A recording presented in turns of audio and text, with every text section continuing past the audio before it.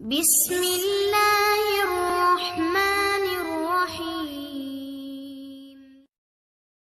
George Bernard شاہ، یہ وہ نام ہے جو ہر اس کان نے سنا اور ہر اس آنکھ نے دیکھا ہے جو ادبی مطالعہ میں دلچسپی رکھتا ہے۔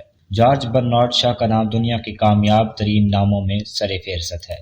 اس کے بارے میں لکھا جاتا ہے کہ وہ اس قدر شرمیلا تھا کہ اپنے دوستوں کو ملنے سے گھبراتا تھا۔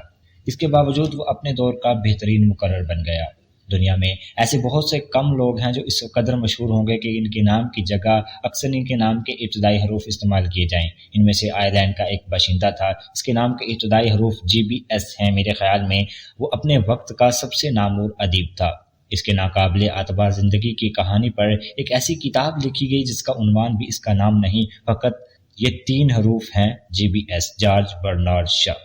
شاہ کی زندگی عجیب تضادات سے بھری ہوئی تھی۔ مثلاً اس نے فقط 5 برس سکول میں تعلیم پائی، لیکن رسمی تعلیم کی کمی کے باوجود اسے اپنے دور کا عظیم ترین ادیب تسلیم کیا گیا، اور اسے زندگی میں وہ اعزاز حاصل ہوا جو ایک ادیب کے لیے زندگی کا سب سے بڑا اعزاز ہوتا ہے، یعنی اس نے ادب میں نوبل پرائز حاصل کیا۔ یہ انعام 7,000 پاؤنڈ پر مشتمل ہوتا ہے، لیکن جارج برنارڈ شاہ نے محسوس کیا کہ نہ اسے اعزاز اور نہ ہی روپے کی ضرورت ہے، لہٰذا اس نے روپے قبول کرنے سے انکار کر دیا۔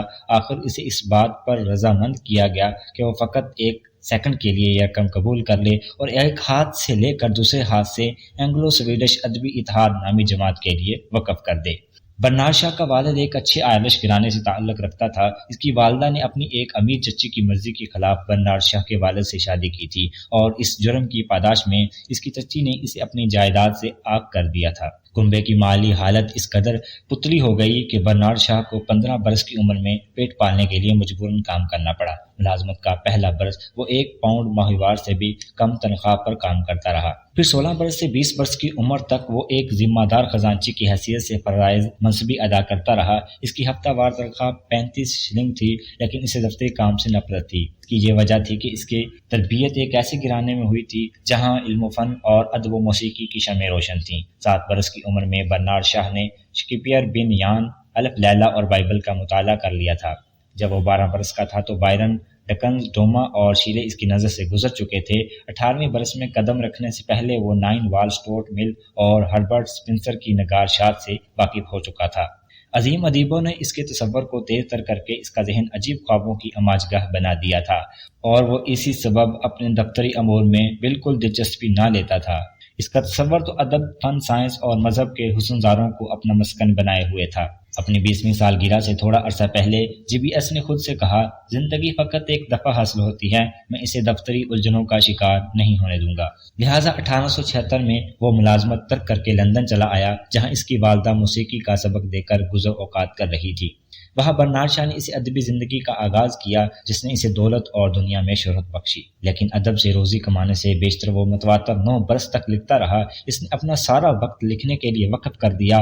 وہ ہر روز خود کو 5 صفحے لکھنے پر مجبور کرتا، زیادہ نہیں، فقط 5 صفحے۔ اس کے متعلق شاہ لکھتا ہے، میرے اندر طالب علم اور کلرک ابھی تک چھپا بیٹھا تھا۔ اگر 5واں صفحہ کسی جملے کے درمیان ختم ہو جاتا تو میں وہ جملہ ادھورا ہی رہنے دیتا اور اسے اگلے دن مکمل کرتا تھا۔ 9 سال کے عرصہ میں اس نے 5 طویل ناول لکھے، ان میں سے ایک کا نام فنکاروں کے درمیان محبت تھا۔ اس نے اپنے ہر ناول کا مسودہ انگلینڈ اور امریکہ کے ہر ناشر کے پاس بھیجا، لیکن ہر کسی نے انہیں واپس بھیج دیا۔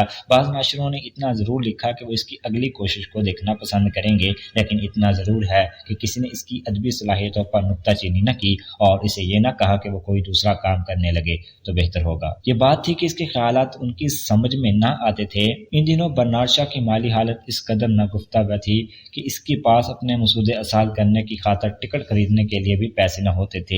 ادبی زندگی کے پہلو 9 برس میں اس کی آمدنی فقط 6 پاؤنڈ تھی۔ اس کے بدن پر اکثر پھٹے پرانے کپڑے ہوتے اور اس کے جوتوں میں لمبے لمبے سوراخ، لیکن وہ کبھی بھوکا نہ رہا تھا۔ اس کی والدہ نان پائی اور پرچون فروش سے ادھار لے کر اسے بھوک کے چنگل سے بچاتی رہی۔ ادبی زندگی کے ابتدائی 9 برس میں اس نے ادب سے پہلے 5 پاؤنڈ ایک نئے دوا کے متعلق ایک مضمون لکھ کر کمائی۔ 6 پاؤنڈ اس نے ایک دفعہ الیکشن کے موقع پر ووٹوں کی گنتی کر کے حاصل کیا۔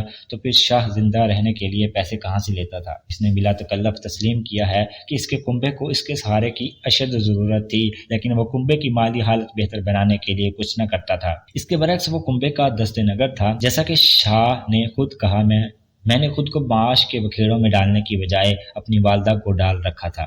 آخر شاہ فنون لطیفہ کے نقاد کی حیثیت سے خود کفیل ہو گیا۔ اس کی پہلی ادبی اور مالی کامیابی اس کے ناولوں کے بجائے اس کے ڈرامے ثابت ہوئے۔ یہ الگ بات ہے کہ اس کی تمام ابتدائی ڈرامے ناکام نکلے۔ اس بات پر یقین نہیں آتا کہ برنارڈ شاہ جو ایک بہترین اور اعلیٰ درجے کا مقرر تھا اور بڑے سے بڑے مجمع کا مقابلہ کرنے کی صلاحیت رکھتا تھا اور آئلی قوانین، جمہوری ہیرا پھیری، مذہبی اداروں اور انسانوں کی تقریباً تمام مروجہ روایات پر کھلم کھلا کڑی تنقید کرتا تھا۔ کسی زمانے میں شرمیلے پن، انکساری اور احساس کمتری میں بری طرح مبتلا تھا، لیکن یہ حقیقت ہے مثلاً جوانی کے دنوں میں شاہ کبھی کبھی ان دوستوں کو ملنے کے لیے جاتا جو لندن میں دریائے ٹیمز کے کنارے رہتے تھے۔ ایسے موقع پر شاہ کی کیا حالت ہوتی تھی، اس کا نقشہ اس نے خود بیان کیا ہے۔ شرمیلے پن کی اذیت مجھے اس قدر تنگ کیا کرتی تھی کہ میں بعض اوقات اپنے کسی دوست کے دروازے پر دستک دینے سے ہچکچاتا تھا۔ کتنی دیر تز بذب کے عالم میں اس کے مکان سے ذرا ہٹ کر ادھر ادھر گھومتا رہتا، پھر میں تیز قدم اٹھاتا ہوا اپنے گھر کی طرف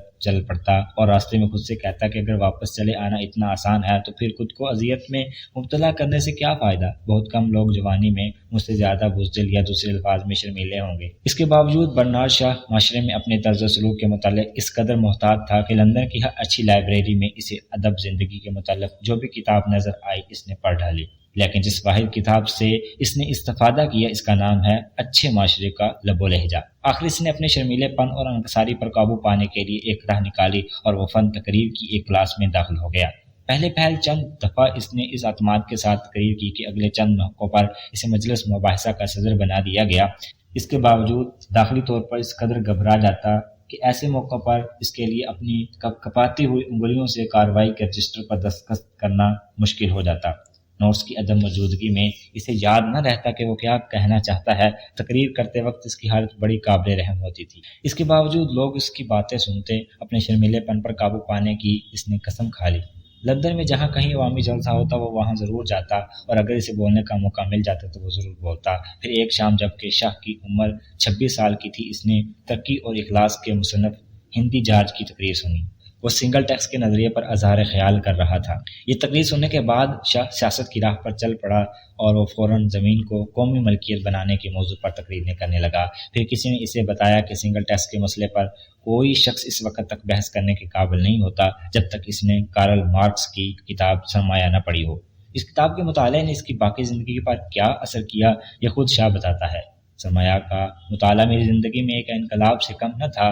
کارل مارکس میرے لیے ایک انکشاف تھا، اگرچہ اس کی مہم اقتصادیات بعد میں نے غلط پائی، لیکن اس وقت اس نے میرے سامنے ایک نیا دروازہ کھول دیا۔ اس نے تاریخ اور تہذیب کے حقائق کے بارے میں میری آنکھیں روشن کر دیں اور ان کے متعلق مجھے ایک تازہ نظریہ عطا کیا۔ مجھے اپنی زندگی کا کوئی مقصد، کوئی نصب العین دکھائی دینے لگا۔ قصہ مختصر، اس نے مجھے انسان بنا دیا۔ ہاں، اب برنارڈ شاہ کا لہو لوگوں میں بولنے لگا تھا۔ اس کا شرمیلا پن اور انکساری جاتی رہی تھی۔ شاہ کے ہاتھ میں ایک کتاب آ گئی تھی، بلکہ یہ کہنا زیادہ موزوں ہوگا کہ ایک شاہ ایک کتاب کے سحر میں گرفتار ہو گیا تھا۔ ایک کتاب جس نے اسے جہاد پر تیار کر دیا اور اس کی اپنی ہستی اس کی نظروں سے اوجھل ہو گئی۔ اب اسے اپنے نصب العین کے سوا کوئی چیز عزیز نہ تھی۔ اگلے 12 برس وہ تقریباً ہر رات گلیوں کے نکڑوں پر کھڑا ہو کر عوامی جلسہ گاہوں اور کلیساؤں میں سوشلزم کا پرچار کرتا رہا۔ لوگ اس کا مذاق اڑاتے، لیکن وہ ان سے بے نیاز اپنے دھن میں مگن رہا۔ ایک دن وہ اپنے وقت کا عظیم مقرر بن گیا۔ آخر ایک مقرر کی حیثیت سے اس کی مانگ اس قدر بڑھ گئی کہ لوگ معاوضہ دے کر اس کی تقریریں کرانے لگے، لیکن ایسے معاوضے وہ اپنے پر حرام سمجھتا اور یہ رقم اپنے نصب العین پر خرچ کرتا تھا۔